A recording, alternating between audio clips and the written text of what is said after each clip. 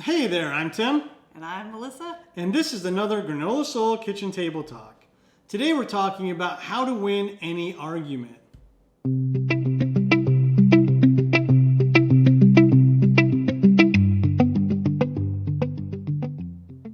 So let's talk about arguments.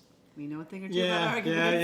Yeah, we do. We know something about arguments. We've had some blingers over the years, right? Had one today. Yeah, we did. We had one today, this morning. We don't fight that often, but Yeah, I'm surprised. I mean, it's like we didn't really plan it that way, but who plans an argument? yeah, nobody plans it, but it's just kind of ironic that it would come up today. Yeah. It ended okay because I won the argument. So Well, that's debatable.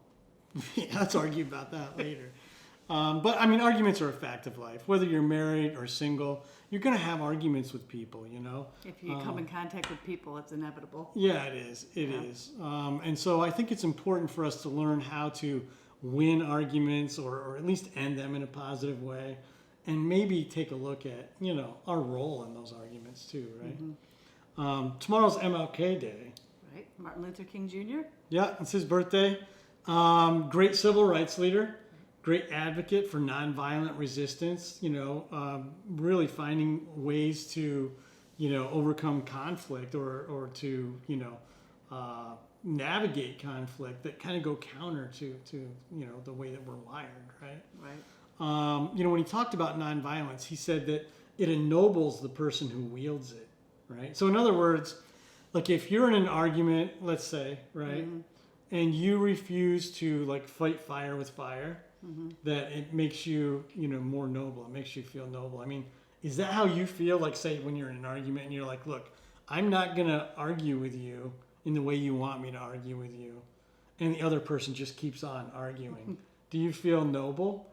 Noble is not the word that would come to mind. I think it makes me feel more vulnerable. Yeah, right. I mean, I Right. think so. I mean, I Yeah. think vulnerability is the feeling that you get because we're hardwired to like fight back, right? Right. It's Put like- up some defense. Yeah, it's like self-preservation, right? And survival of the fittest. It's in there. It's hardwired into us. And when we don't do that, it leaves this vulnerable feeling. But at the same time, King and, our own lived experience would tell us that, being vulnerable is key. That somehow vulnerability is the key, to, finding a positive, resolution to arguments. Why do you think that's the case? I mean, I think it's, it's not adding fuel to the fire. Yeah. And so you're letting your defenses down, and that creates some space for you to not only think about, what it is that you really need out of from the other person, but also create some space to hear what the other person needs. Yeah, that's true. Because I mean, in an argument, right? It's like you're not. It's not just about you. There's a good No. chance you're kind of wrong too. The truth is somewhere in between. Yeah. Yeah. But I mean, whether you're talking about an argument or you're talking about like a protest or really whatever you're doing, I think that somehow allowing yourself that space to be, to feel vulnerable, right? Not being afraid to feel vulnerable when you don't like fight fire with fire. It really creates opportunities, for positive change to happen because it empowers you, right? It's like you speak your truth in a way that's empowering to you and kind of just completely changes the game, right? Yeah. Kind of the It's whole a dynamic. whole different playing So field. it transforms it from an argument Yeah. into something Yeah. transformative. Yeah, and keep in mind that King was a pastor, right? He was a clergyman. He really saw that, I think, in a lot of ways as his primary calling in life. And this all goes back to Jesus, right? And his alternative way. It's like he didn't like fight fire with fire. He said, okay, there's a different way to go about this, Right. and it's Right. pretty effective. Yeah, I mean, you didn't see Jesus. I mean, when he went into Jerusalem, it was peaceful on a donkey. He wasn't going in leading an insurrection. Yeah, he didn't storm the Capitol, right? Wow. But in any case, I mean, I really think that that's part of the whole thing here about winning arguments. Not really winning, right? It's ending arguments, and it's about like being, allowing yourself to be transformed in the middle of that, taking that vulnerability that you feel, and we view that as a weakness, but it's not. It's like letting that vulnerability become a strength, right? And a place that you can really make change.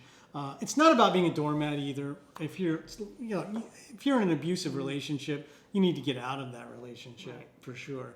We're not talking about that. We're just talking about, finding a way to be vulnerable and making that a strength that really leads to positive change.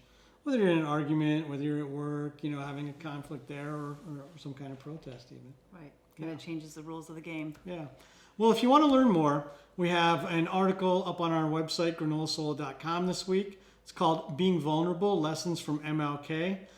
There's a link in the description, but if you visit the website, you'll see it right there on the homepage, right smack dab in the middle. Also want to encourage you to take a look at a Spiritual Almanac. It's a daily audio and video podcast that we produce. Lots of great stuff. It's short, just a little bit each day, 5-6 minutes each day.